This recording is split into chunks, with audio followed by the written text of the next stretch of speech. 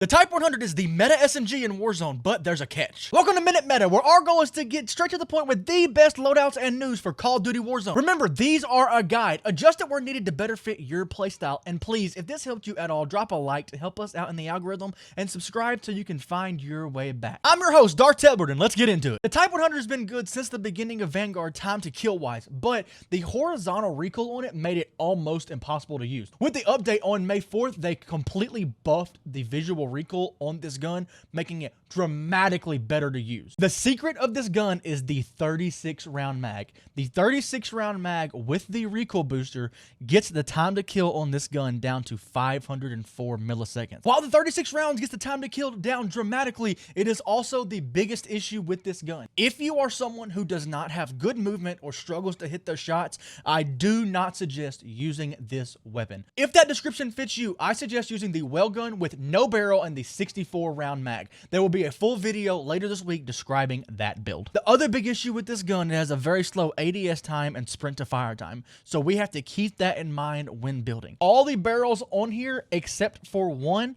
do so much damage to ADS and or recoil control that I cannot suggest them. There will be a lot of people who tell you to run the rapid barrel, and yes, it does increase the time to kill dramatically all the way down to 476 milliseconds, but doing that makes the horizontal recoil on this gun almost back to what it was before the nerf, and it's very, very difficult to control. So I suggest the 282 rep. The only thing that this does is make it to where the damage range is decreased from 17 to 16, and it also silences the weapon so you do not appear on the minimap. Here's the rest of the build that I suggest using with it. There is one other thing that you can choose to change. It is the perk. You can either run Gung Ho or Sleight of Hand.